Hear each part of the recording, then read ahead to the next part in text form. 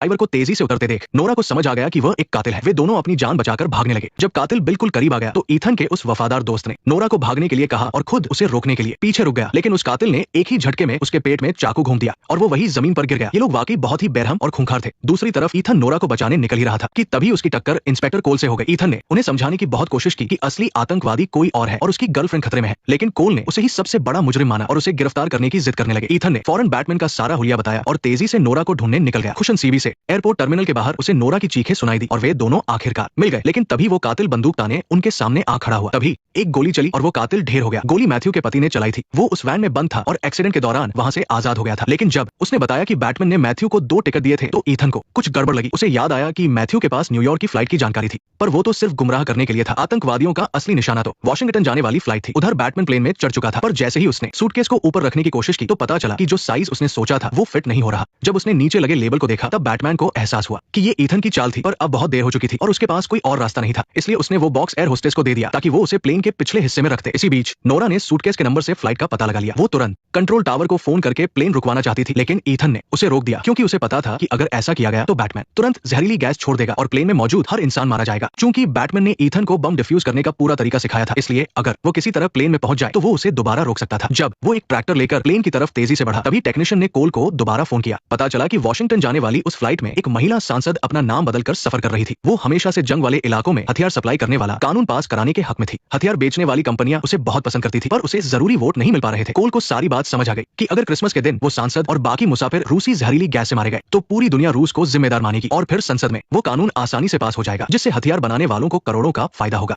ये एक बहुत बड़ी साजिश थी। ये सोचकर कोल की रूह कांप उठी। वो प्लेन को रुकवाने का हुक्म देने ही वाले थे कि तभी नोरा ने उन्हें रोक दिया और कहा कि इस मुसीबत से बचने के लिए हमें ईथन पर भरोसा करना होगा, क्योंकि इस वक्त ईथन किसी तरह प्लेन के पिछले हिस्से के सामान घर में चुपके से घुस चुका था। कोल ने आखिरकार नोरा की बात मान ली और प्लेन को उड़ने दिया। प्लेन के उड़ने के कुछ ही देर बाद ईथन को वो जहरीला सूटकेस मिल गया। वो बिना वक्त गवाए अपनी याददाश्त के दम पर उसे डिफ्यूज करने लगा, लेकिन जैसे ही बम को हाथ से बंद करने वाले मोड पर डाला गया, बैटमैन के फोन पर एक अलर्ट आया। इससे उसे तुरंत शक हो गया। फिर जब एयर होस्टेस की नजर हटी तो वो चुपके से सामान घर में गया और वहां उसने ईथन को सूटकेस के साथ देख लिया। बैटमैन ने बिना सोचे समझे ईथन पर गोली चला दी। पायलट ने कैमरे में देखा कि नीचे 2 लोग बंदूक लेकर लड़ रहे हैं, तो उसने तुरंत इमरजेंसी लैंडिंग का फैसला किया। ईथन जानता था कि वो अब घिर चुका है। उसने भयानक दर्द सहते हुए उस सूटकेस को कोल्ड स्टोरेज के अंदर बंद कर दिया और बैटमैन फौरन वहां पहुंच गया। उसने शांति से अपना सूटकेस वापस लिया और ईथन का मजाक उड़ाते हुए उसे एक हारा हुआ इंसान कहने लगा। लेकिन जैसे ही उसने बॉक्स खोला तो देखा कि उसमें से जहरीली गैस का एक कैनिस्टर गायब है। कैनिस्टर टूट गया और जहरीली गैस फैलने लगी। बैटमैन ने भागने की पूरी कोशिश की, पर ईथन ने कोल्ड स्टोरेज का दरवाजा बाहर से मजबूती से पकड़ लिया। बस कुछ ही सेकंड में बैटमैन का शरीर गलने लगा और वो पूरी तरह खत्म हो गया। जैसे ही प्लेन सुरक्षित तरीके से जमीन पर उतरा, ये भयानक खतरा आखिरकार टल गया। अपनी हिम्मत और सूझबूझ से ईथन ने न सिर्फ आतंकी हमला रोका, बल्कि 1 साल बाद उसने अपना सपना भी पूरा किया और वो एक फेडरल पुलिस ऑफिसर बन गया।